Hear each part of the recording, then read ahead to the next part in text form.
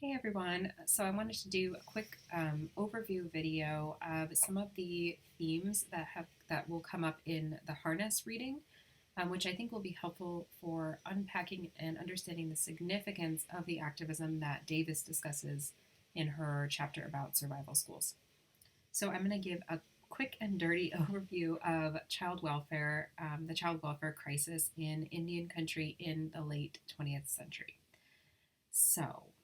So after the BIA started to close more and more of the Indian boarding schools in the mid 20th century, started to see more poor Native children that are placed on child welfare service caseloads of the states. So there becomes a bigger question of who should care for Native children in need, how they should do so, and then who should pay for this care. And that became a very contested jurisdictional issue. In 1958, the BIA devised a solution which appealed both to those in the federal government who were interested in cutting costs and state agencies who argued that they didn't have the funds to care for needy Native children.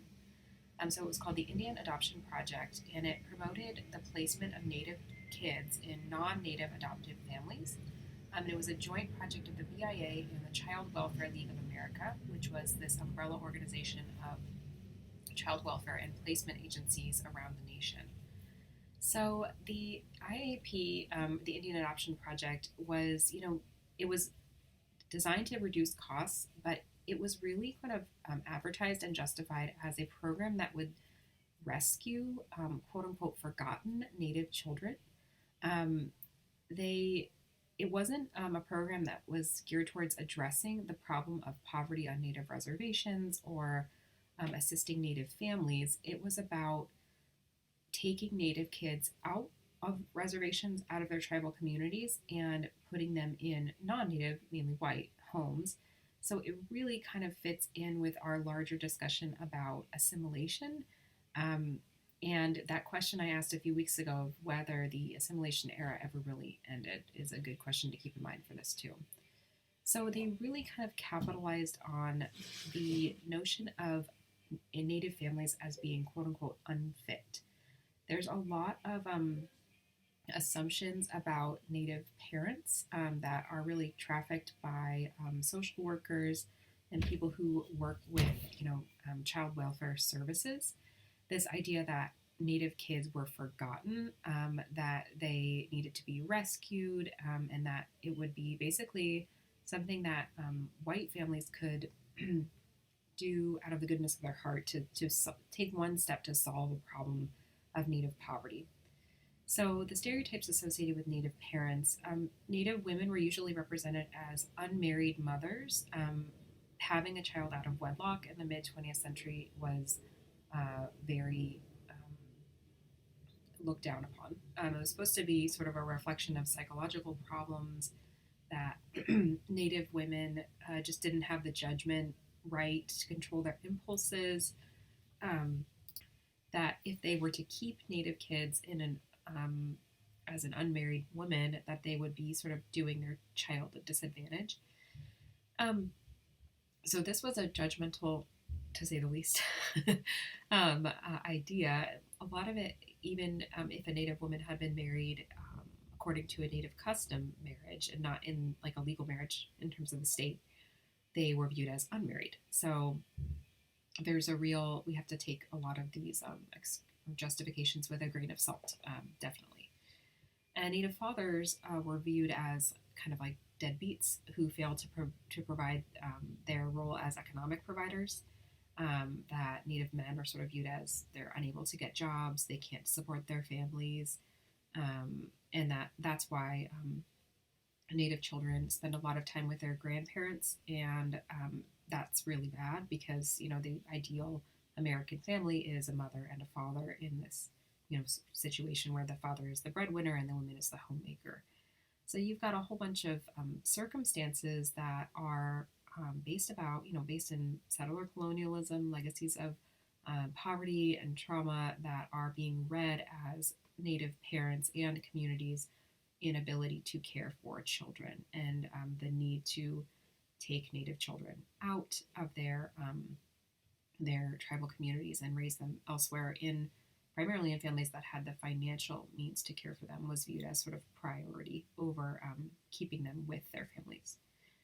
So I wanted to read a couple quotes just to get at the sort of racialized understanding of this practice. So this is a quote from a mother who participated in a sociological study about adoptive families from the Indian Adoption Project. And the quote reads this. It says, "We could have taken any child. However, I was aware that we were doing more for a child when we were adopting an Indian child. Little has been done for the American Indian, and it's about time something more was done." And then another quote from an adoptive father told the sociologist conducting this study, "We had applied for an Oriental child. After the caseworker talked with us about the Indian Adoption Project, we promptly decided to apply for an American Indian child. We have always been very moved by the story of the plight of the Indian, and we gave up the idea of adopting a child from abroad on the basis of, let's solve our own problem first. We feel that the American Indian owns this country by right, and he has been pushed around and never given a break. In accepting the child, we feel like we have done a little bit for the American Indian." So, what is happening? Anyway, so the reading for this week with a harness, it's her reflection, her memoir of being one of those children raised outside of her tribal community. And it's interesting to see her perspective as a child raised by non-native parents and trying to figure out her sense of herself and her identity.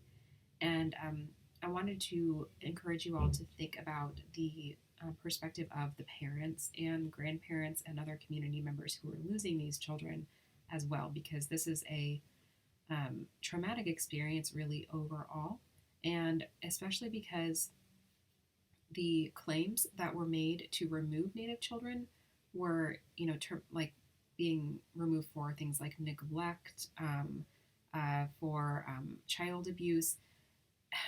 These things we need to really sort of interrogate the context of those labels and what they're being used for.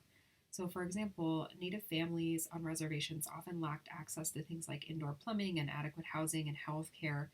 Poverty itself essentially becomes grounds for neglect and removal, right?